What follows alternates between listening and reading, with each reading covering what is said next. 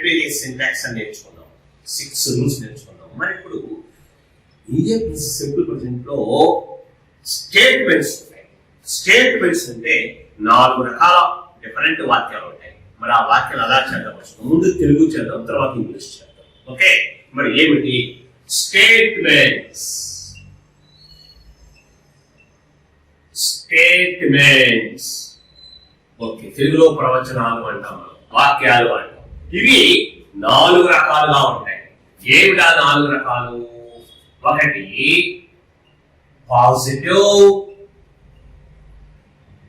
Positive sentence, అంటే positive గా ఉంటుందండి. రెండవది నెగటివ్ సెంటెన్స్, నెగటివ్ సెంటెన్స్. మూడవది positive question, positive question. Fourth one, last one, negative question.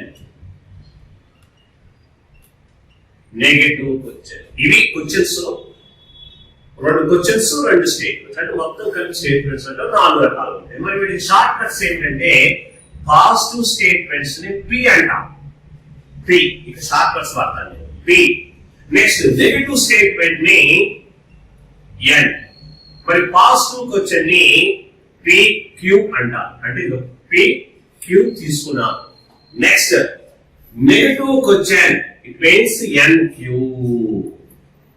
Yes, చూడండి ఈ సింపుల్ ప్రెజెంట్ లోనే కాదు, మొత్తం మనకు రాబోయే 12 టెన్సుల్లో కూడా ఈ రకంగా స్టేట్మెంట్స్ ఉంటాయి.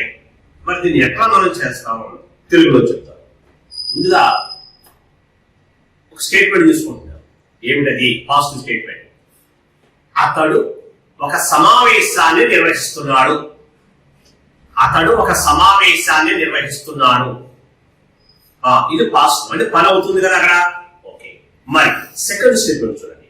అతడు ఒక సమావేశాన్ని నిర్వహించటం లేదు, తల అడ్డంగా ఉంటున్నాను నేను, అంటే నెగటివ్ అన్నమాట. ఇందాకేమో నిర్వహిస్తున్నాడు, ఇప్పుడు నిర్వహించటం లేదు. That is called negative statement. Next third one, అతడు ఒక సమావేశాన్ని నిర్వహిస్తున్నాడా? జాగ్రత్త చూడండి, అతడు ఒక సమావేశాన్ని నిర్వహిస్తున్నాడా? ఇట్ ఈస్ ద క్వశ్చన్, అంటే పాజిటివ్ క్వశ్చన్, పీక్యూ. నెక్స్ట్, అతడు ఒక సమావేశాన్ని నిర్వహించటం లేదా? అతడు ఒక సమావేశాన్ని నిర్వహించటం లేదా? ఇది నెగటివ్ క్వశ్చన్. సో నేను ఒక స్టేట్మెంట్ తీసుకుంటే వాటిని 4 రకాలు ఎలా చేయొచ్చో మనం చేద్దాం.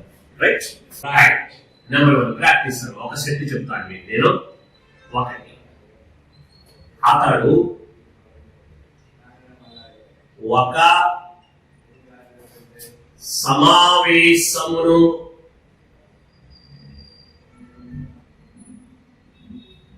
నిర్వహిస్తున్నాడు. నిర్వహిస్తున్నాడు, ఇది పాజిటివ్. ఇది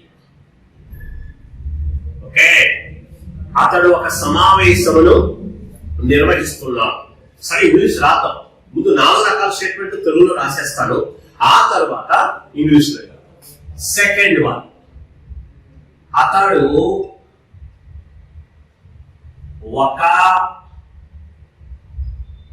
సమావేశమును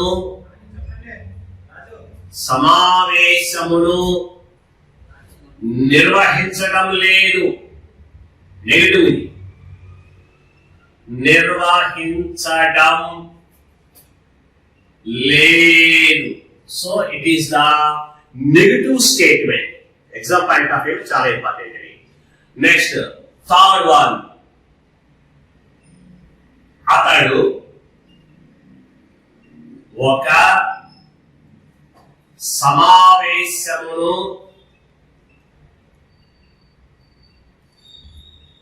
నిర్వహిస్తున్నాడా? నిర్వహిస్తున్నాడా? క్వశ్చన్ మార్క్, క్వశ్చన్ కాబట్టి. So it is called PQ, means positive question. yes. Next last one, fourth one, అతడు ఒక సమావేశమును నిర్వహించటం లేదా నిర్వహించడం లేదా ప్రశ్న కాబట్టి question mark. It is called NQ. NQ means negative question. చూడండి, నేను తెలుగులో స్టేట్మెంట్స్ రాశాను, ఇప్పుడు ఇంగ్లీష్ లోకి వెళ్దాం. దాన్ని ఎట్లా మనం కన్వర్ట్ చేయాలి అనేటువంటిది. ఫస్ట్, అతను ఒక సమావేశాన్ని నిర్వహిస్తున్నాడు. According to your simple presence structure you have to follow. దాన్ని ఫాలో అవ్వాలి. ఎలా ఫాలో అవ్వాలో చూద్దాం. అతడు స్ట్రక్చర్ చెప్పండి ఒకసారి. Subject, V1, object. మన స్ట్రక్చర్ తెలుసు మనకి. ఆ సబ్జెక్ట్ ఎవరు ఇక్కడ? అతడు. హీ సబ్జెక్ట్ అయిపోయింది. నెక్స్ట్ ఏమిటి స్ట్రక్చర్ లో? V1 అంటే వెర్బ్ యొక్క మొదటి రూపం. వెర్బ్ ఇందులో నిర్వహిస్తున్నాడు అనేటువంటిది వెర్బ్. నిర్వహించడాన్ని ఇంగ్లీష్ లో ఏమంటారంటే కండక్ట్ అంటారు. ఏమంటారు? కండక్ట్. CONDUCT conduct. దాని మూడు రూపాయలు చెప్పండి. Conduct, conducted, conducted. So conduct వాడాలి ఇక్కడ. ఈ కండక్ట్ ఏ సమావేశం, ఒక సమావేశం. ఏ సమావేశాన్ని మీటింగ్ అంటాం. Yeah, meeting. మీటింగ్. ఈ కండక్ట్ ఏ మీటింగ్. మరి రైటేనా? నువ్వు నిన్న స్ట్రక్చర్ తో పాటుగా ఏం నేర్చుకున్నాం? ప్రీవియస్ వీడియోలో మనం 6 రూల్స్ నేర్చుకున్నాం. అంటే సబ్జెక్ట్ ప్లేస్ లో సింగులర్ సబ్జెక్ట్ ఉంటే మనం ఎలా చేయాలి, ప్లూరల్ సబ్జెక్ట్ ఉంటే ఎలా చేయాలి అనేది నేర్చుకున్నాం. మరి ఇక్కడ సింగులర్ సబ్జెక్ట్ కాబట్టి V1 కి S గాని ES గాని IS గాని చేరుతుంది అన్నాను. సో S చేరుతుంది. ఇప్పుడు right. He conducts a meeting. This is called a positive statement. Okay, he conducts a meeting. Right. ఇప్పుడు సెకండ్ చూడండి, నెగిటివ్ లోకి వెళ్దాం. అతడు ఒక సమావేశాన్ని నిర్వహించటం లేదు. అతడు ఒక సమావేశాన్ని నిర్వహించటం లేదు. నిర్వహించడం లేదు. నెగిటివ్ వచ్చింది. యా, ఇక్కడ విషయం గమనించాలి. పాజిటివ్ స్టేట్మెంట్ ని నెగిటివ్ స్టేట్మెంట్ లోకి మార్చాలి అంటే ఏం చెయ్యాలి? నో గాని నాట్ గాని అంటే నెగిటివ్ సంబంధించినటువంటివి మనం పెట్టుకోవాలి, రాసుకోవాలి. అయితే ఇక్కడ రిటన్ ఇంగ్లీష్ కాబట్టి నాట్ అనేటువంటి పదం పెట్టుకోవాలి. ఓకేనండి, ఓపెన్ చేస్తాను ఇప్పుడు నేను. దీనికి సంబంధించిన రూల్స్ అనేటటువంటివి నేను రాస్తాను. ఓకేనా? Please observe my rules. Rules అన్నమాట అంటే పాజిటివ్ ని నెగటివ్ చేయాలంటే ఏం చేయాలి చేద్దాం. పాజిటివ్ ని క్లియర్ గా రాస్తున్నాను. పాజిటివ్ ని నెగటివ్ గా మార్చాలంటే చాలా క్లియర్ గా ఇస్తున్నాను. మార్చాలంటే నాటును రాయాలి. నాటును వ్రాయాలి. ఏం రాయాలి? నాటును రాయాలి. ఓకేనా? అంటే నెగిటివ్ అనమాట. నాట్ అంటే లేదు కాదు కదా, అందుకని నాటు రాయాలి. అయితే నాట్ ఎక్కడ రాయాలి అనేది సందేహం. నాట్ రాయాలి, ఓకే. ఎక్కడ రాయాలి? ఈ సెకండ్ లో అవుతుంది. ఎలా అవుతుంది చూడండి. నాట్ ఎక్కడ రాయాలంటే సెంటెన్స్ లో కంపల్సరిగా హెల్పింగ్ వెర్బ్స్ ఉన్నాయి. చూసారా మనకి హెల్పింగ్ వెర్బ్స్? చెప్పండి, హెల్పింగ్ వెర్బ్స్ ఏంటి? Is, am, are, was, were, be, being, been, do, does, did, doing, done, have, has, had, having, hast ఉన్నాయి కదా. ఆ హెల్పింగ్ వెర్బ్స్ అంటాం. ఆటలో ఇచ్చినటువంటి స్టేట్మెంట్ ఏదైనా ఉందా లేదో చూసుకోవాలి. ఉందా చెప్పండి. ఇందులో ఇదిగో ఈ సబ్జెక్ట్ గ్యాస్ కండక్ట్స్ డైరెక్ట్ గా మేల్ వర్బ్ ఇది 1. ఏ మీటింగ్ ఇస్ ద ఆబ్జెక్ట్. జాగ్రత్తగా వినండి. సబ్జెక్ట్ ఉంది, మెయిన్ వెర్బ్ ఉంది, ఆబ్జెక్ట్ ఉంది, కానీ హెల్పింగ్ వెర్బ్ లేదు. There is no helping verb in the given past statement. What will be doing? ఏం చేయాలి? చేయాలి. అప్పుడు ఏం చేయాలి?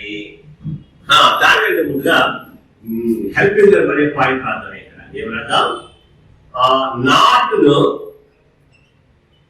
నాట్ ను డైరెక్ట్ గా రాయకూడదు. ఆ పాయింట్ మరి ఏం చేయాలి? డైరెక్ట్ గా వ్రాయకూడదు.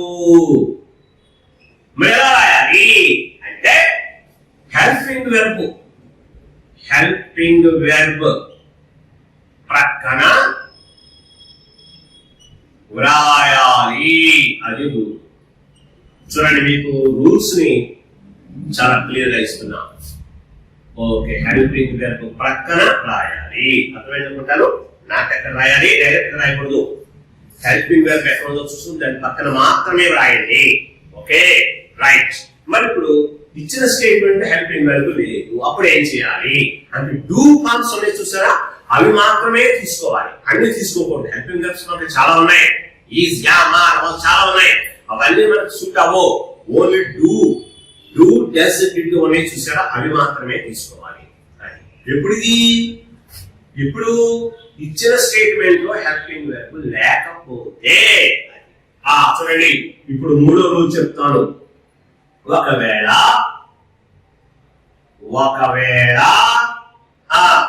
ఇచ్చిన స్టేట్మెంట్ లో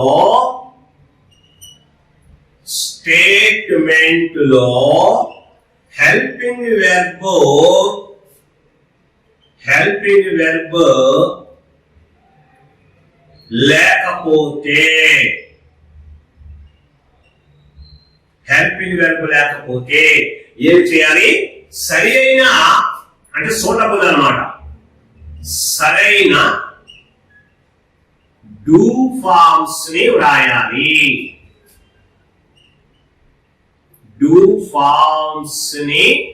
వ్రాయాలి. అది ఓకేనండి. ఇప్పుడు చెప్పండి, ఒకవేళ ఇచ్చిన స్టేట్మెంట్ లో మనకి హెల్పింగ్ వెర్బ్ లేదనుకోండి, వాట్ విల్ వి డు? ఏం చేయాలి? డూ ఫార్మ్స్ లో ఏదో ఒకటి రాయాలి. అదన్నమాట. ఓకేనా? మరి ఇప్పుడు డూ ఫార్మ్స్ ఏంటి? ఇదిగో ఇక్కడ క్లియర్ గా రాస్తాను. ఎలా చూడండి, డూ ఫార్మ్స్ ని ఇక్కడ మెన్షన్ చేస్తున్నాను, జాగ్రత్తగా చూడండి. ఏమిటది డూ ఫార్మ్స్ ని? ఇదిగో ఇది డూ. ఈ డూ కి మనకి మూడు రూపాలు ఉన్నాయి. Right? What's the first one? Do. What's the second one? Does. What's the third one? Did. అవునా కాదా? ఓకేనా? Do, does, did do forms అంటాం. ఈ మూడిట్లో ఏదో ఒకటి వాడాలి. ఎలా వాడాలి చూద్దాం. ఫస్ట్ బేసిక్ గా డూని డస్ ని ఎక్కడ వాడతాము అంటే ప్రెసెంట్ లో వాడతాం. ఎక్కడ? ప్రెసెంట్ లో వాడతాం. మరి డిడ్ ఎక్కడ వాడతామంటే did is used only in past tense. Past లో ఉంటే డిడ్ వాడేది సరిపోతుంది. రైట్, క్లారిటీ వచ్చేసింది నీకు. డూ డస్ ని ప్రెసెంట్ లో వాడు, డిడ్ ని పాస్ట్ లో వాడు. క్లియర్? ఓకే. మరి మళ్ళీ డౌట్ ఏంటంటే మరి రెండు ఆప్షన్లు ఉన్నాయి, డూ, డస్. మరి డూ రెండు ప్రెసెంట్ అంటున్నారు, మరి డూ ఎక్కడ వాడతాం, డస్ ఎక్కడ వాడతాం అనేటువంటి కన్ఫ్యూజన్. దానికి నేనేం చేస్తున్నానంటే చూడండి, క్లియర్ గా ఇస్తాను. ఇప్పుడు డూని సబ్జెక్ట్స్ ఓరియంటెడ్ గా చూసుకోవాలి. డూ ఎక్కడ వాడతామంటే మనం ప్లూరల్ సబ్జెక్ట్స్ ఉన్నాయి మనకి. Right? What are the plural subjects అంటే మనం తెలుసుకున్నాం. I, we, you, he, she, it, they, any అని చెప్పున్నాయి. అట్లో ప్లూరల్ ఈ చూద్దాం. ఐ ప్లూరల్ కదా, ప్రెసెంట్ నాలుగిట్లో ఐ ప్లూరల్ కదా. వి, తర్వాత యు, తర్వాత దే. చూసారా? ఈ 4 సబ్జెక్టులు ఉన్నప్పుడు we should use do. Do మాత్రం వాడండి. ఇక రిమైనింగ్ కేసెస్ అంటే ఈ డస్ ఎప్పుడు వాడతామంటే మరి రిమైనింగ్ సబ్జెక్ట్స్ ఉన్నాయి, సింగులర్స్ అంటాం వాటిని. ఏంటా singulars? He, she, it, any, name అన్నాం కదా. ఎస్, వీటి తరువాత ఇవి కనుక సబ్జెక్ట్ ప్లేస్ లో ఉంటే డస్ వాడండి. అది rule. Please observe the given rule. ఓకేనా? రైట్. చూడండి, పాస్ట్ నెగటివ్ గా మార్చాలంటే నాటు రాయండి, ఇది పక్కా. తర్వాత మరి నాట్ ఎక్కడ వాడాలంటే డైరెక్ట్ గా వాడకూడదు. మరి ఏం చేయాలి? హెల్పింగ్ వెర్బ్ పక్కన వాడండి. క్లారిటీ వచ్చింది. మరి ఒకవేళ ఇచ్చిన స్టేట్మెంట్ లో హెల్పింగ్ వెర్బ్ డైరెక్ట్ గా లేకపోతే ఏం చెయ్యాలి అంటే అప్పుడు సరైన డూ ఫార్మ్స్ రాయాలి. సరైన డూ ఫార్మ్స్ ఏమిటయ్యా అంటే do, does, did. Do, does ని ప్రెసెంట్ లో వాడతాం, డిడ్ ని పాస్ట్ లో వాడతాం. రైట్? మరి ఇక్కడ I, we, you, they present plural అయితే he, she, it, any name singular అవుతుంది. అండర్స్టాండ్? ఓకే. మరి ఇప్పుడు చూడండి, ఇప్పుడు సెకండ్ నేను చేస్తున్నాను, మార్చుతున్నాను. చూడండి, సెకండ్ వన్ అనమాట అండి. నెగటివ్ పాస్ట్ అయితే హీ కండక్ట్స్ ఏ మీటింగ్, అతను ఒక సమావేశాన్ని నిర్వహిస్తున్నాడు. నెగటివ్ ఏంటి? అతను ఒక సమావేశాన్ని నిర్వహించడం లేదు కదా. రెడీ? చూడండి, హీ సబ్జెక్ట్ ఫస్ట్, తర్వాత ఏంటి? నిర్వహించడం లేదు, నెగటివ్ రావాలి అంటే హెల్పింగ్ వెర్బ్ కావాలి. అంటే ఇప్పుడు సబ్జెక్ట్ ఇక్కడ హీ ఉంది అంటే హెల్పింగ్ వెర్బ్ రాయాలి, అంటే డూ ఫార్మ్స్ లో రాయాలి. సబ్జెక్ట్ హీ ఉంది అంటే డస్ రాయాలి. అర్థమైందండి? ఇది సబ్జెక్ట్ హీ ఉంది కాబట్టి సింగులర్ కాబట్టి we use does. Helping verb గా దీన్ని వాడాలి. రైట్. హీ డస్ వచ్చేసింది. చూసారా ఎలా వచ్చింది? Does, he does. తర్వాత నాట్ పెట్టండి. నాట్, డస్ నాట్ లేదా డజంట్ అనొచ్చు. హీ డస్ నాట్ లేదా రెండు కలిపితే ఏమనొచ్చు? డజంట్ అనొచ్చు. అలాగే అనొచ్చు. He doesn't. నెగటివ్ వచ్చేసింది ఇప్పుడు. యా, తర్వాత ఏంటి? V1 కావాలి. కండక్ట్స్ అన్నాడు. కండక్ట్స్ లో ఆల్రెడీ ఇక్కడ డస్ వచ్చేసింది కాబట్టి ఎస్ ఇక్కడికి వచ్చేసింది కాబట్టి ఓన్లీ కండక్ట్ అంటే చాలు. కండక్ట్. ఇంకా ఎస్ అవసరంలా. అర్థమైందా? ఎస్ అవసరంలా. He does not conduct a meeting. అర్థమైంది అనుకుంటాను. ఇది నెగటివ్. ఓకే. పాజిటివ్ ఏంటి? He conducts a meeting, he does not conduct a meeting. Does not అనొచ్చు, షార్ట్ కట్ లో స్పోకెన్ లో డజంట్ అనొచ్చు. ఎనీవే ఏదైనా అయితే ఓకే బాబా. నెగిటివ్ వచ్చేసింది. ప్రతివే కదా పాజిటివ్ నెగిటివ్ ఎలా చేయాలో తెలిసింది కదా. ఈ రూల్స్ అన్నమాట. ఓవర్. నెక్స్ట్ క్వశ్చన్ లో వెళ్తున్నాం. Positive question. అతడు ఒక సమావేశాన్ని నిర్వహిస్తున్నాడా? పరిస్థితి నిర్వహిస్తున్నాడా? మరి ఎప్పుడు కూడా ఒక స్టేట్మెంట్ ని అంటే పాజిటివ్ స్టేట్మెంట్ ని మనం క్వశ్చన్ లో మార్చాలంటే కంపల్సరిగా హెల్పింగ్ వెర్బ్ ముందు రాయాలి అనుకుంది. ఓకే. మరి ఇందులో హెల్పింగ్ వెర్బ్ ఏంటి? ఇందులో డస్. నాట్ అక్కడ పాజిటివ్ కాబట్టి డస్ సాల్వ్ మనకి. డస్ క్వశ్చన్ రాస్తున్నాను, క్వశ్చన్ ఇట్లా చేయాలి. డస్ తర్వాత సబ్జెక్ట్ ఉండాలి. సబ్జెక్ట్ అంటే హీ, డస్ హీ. తర్వాత వెర్బ్ ఉండాలి, V1 ఉండాలి. కండక్ట్. కండక్ట్. కండక్ట్స్ అక్కడ ఎస్ ఇందులో వచ్చేసింది కాబట్టి కండక్ట్స్ వద్దు, కండక్టే. Does he conduct a meeting? అయిపోయింది. Does he conduct a meeting? మరి ప్రశ్న కాబట్టి ప్రశ్నకు గుర్తు question mark. So we should put the question mark at the end of the statement. చివరన క్వశ్చన్ మార్క్ పెట్టాలి. ఇప్పుడు ఇది పాజిటివ్ క్వశ్చన్ అవుతుంది. ఇప్పుడు దాన్ని చదివేటప్పుడు ఎలా చదవాలి? Does he conduct a meeting? Does he conduct a meeting? ప్రశ్న అంటే does he conduct a meeting అనకూడదు. Okay right. ఇది పాజిటివ్ క్వశ్చన్. మరి నెగిటివ్ క్వశ్చన్ అంటే సేమ్ అదే. నెగిటివ్ కాబట్టి డస్ ప్లస్ డస్ ఉంటే డస్ నాట్ వస్తుంది. అంటే డజంట్. డజంట్ అంటే డస్ నాట్. ఆ నెక్స్ట్ సబ్జెక్ట్ మామూలే he conduct a meeting. Yeah, this is called negative. చూడండి మొత్తం 4 స్టేట్మెంట్లు చదువుతున్నాను ఇంగ్లీష్ లో. He conducts a meeting. Does not conduct a meeting. Does he conduct a meeting? Doesn't he conduct a meeting? Okay? వీటిని statements అంటారు minor students. వీటిని statements అంటారు. మరి ఇప్పుడు ఎగ్జాంపుల్ ఎలా ఉపయోగపడతాయి అనేటువంటి ఒక్కసారి చూద్దాం. ఎగ్జాంపుల్ ఓకేనా. మరి ఎగ్జాంపుల్ ఎలా వస్తుంది అంటే ఇదే సెంటెన్స్ ని ఎగ్జామ్ పాయింట్ ఆఫ్ వ్యూలో చూద్దాం. ఫిల్ ఇన్ ద బ్లాంక్స్ అవ్వచ్చు, ఎలాగైనా అవ్వచ్చు. చూడండి ఒకసారి. ఎగ్జామ్ మోడల్, ఎగ్జామ్ మోడల్ చూడండి ఎలా ఇస్తారంటే ఒకే ఎగ్జాంపుల్ దీన్ని చెప్పుకుందాం మనం. చూడండి he dash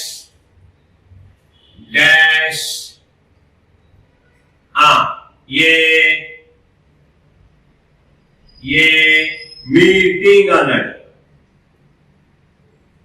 రేపు పొద్దున్నే మీకు అట్ట కానీ డిఎస్సి కానీ ఎస్ఐ కానిస్టేబుల్ కానీ ఆర్ఆర్బి కానీ గ్రూప్ 2 కానీ ఏ కాంపిటేటివ్ అయినా సరే ఇప్పుడు చెప్పేటువంటి గ్రామర్ లిమిట్స్ ఇలాగే ఉంటాయి. హీ డాష్ ఏ మీటింగ్ అన్నాడు అని బ్రాకెట్ లో ఏం చేశాడంటే నాట్ ఇచ్చాడు, కండక్ట్స్ ఇచ్చాడు. కండక్ట్స్ ఇచ్చాడు. దాన్ని ఫిలప్ చేయమన్నాడు. ఎలా ఫిలప్ చేస్తావు ఆలోచించుకోవాలి. అంటే చూడండి మరి దీనికి ఈ డాష్ ఏ మీటింగ్ అన్నాడు కాబట్టి ఇది సింపుల్ ప్రెసెంట్ గా భావించాలి మనం బేసిక్ గా. పైగా కీవర్డ్ బ్రాకెట్ లో కండక్ట్ అనేది మెయిన్ వర్బ్ గా తీసుకోవాలి. At the same time not అనేది ఇచ్చాడు, నెగిటివ్ ఇచ్చాడు. నెగిటివ్ ఇచ్చాడంటే కంపల్సరీగా ఏముండాలి, నాట్ ని హెల్పింగ్ వర్బ్ తర్వాత పెట్టాలి. కానీ ఇచ్చినటువంటి నీకు స్టేట్మెంట్ బ్లాంక్ లో ఎక్కడా కూడా హెల్పింగ్ వర్బ్ లేదు కాబట్టి సింపుల్ ప్రెసెంట్ కాబట్టి ఏం చేయాలి, డూ ఫార్మ్స్ తీసుకోవాలి. డూ ఫార్మ్స్ తీసుకున్నప్పుడు do or does or it or ఇటు తీసేయండి పాస్ లో ఉంటుంది. ఓకేనా. మరి డూ ఆర్ డస్ అంటే ఇక్కడ హీ ఉంది కాబట్టి డస్ తీసుకోవాలి. డస్ పక్కన నాట్ పెట్టుకోవాలి. డస్ నాట్ వచ్చేసింది. తర్వాత V1 ఉండాలి. కండక్ట్స్ అన్నాడు. ఎస్ ఇట్ వచ్చేసింది కాబట్టి కండక్ట్ అంతే ఎట్లా ఇస్తాడు. కాబట్టి మన కింద ఆప్షన్స్ ఇస్తాడు, ABCD లేదా 1 2 3 4 అని ఇస్తాడు. అది చూసుకోవాలి. కాబట్టి ముందు మీరు కంటెంట్ బాగా చెప్పేటువంటి గ్రామర్ రూల్స్ బాగా అర్థం చేసుకోండి. ఈ వీడియోలో 1-2 సార్లు చూడండి. చూసిన తర్వాత నువ్వు రఫ్ గా నోట్స్ ప్రిపేర్ చేసుకో. ఆ తర్వాత నేను తర్వాత వీడియోస్ లో ఎగ్జామ్ పాయింట్ ఆఫ్ వ్యూ ఎలా అడుగుతారో చెప్తాను. అంటే ఒక టెట్ ఎలా ఉంటుంది, అదే టెట్ డిఎస్ ఒకటి ఎలా ఉంటుంది, ఎస్ఐ కానిస్టేబుల్ ఎలా ఉంటారు, టెక్స్చువల్ గ్రామర్ ఎలా ఉంటుంది అనేది తర్వాత నేను చెప్తాను. ఓకేనా. ఎస్, ఇది స్టేట్మెంట్స్ అన్నమాట. సింపుల్ ప్రెసెంట్ లో ఉండేటువంటి స్టేట్మెంట్స్ ఇలా ఉంటాయి. స్టేట్మెంట్స్ 4 రకాలు, positive, negative, positive question, negative question. మరి ఈ స్టేట్మెంట్స్ మొత్తం 12 టెన్స్ లో ఉంటాయి. ఒక టెన్స్ అయింది మనకి, ఇంకా 11 ఉన్నాయి. 11 ఉంటాయి. ఓకేనండి. రైట్.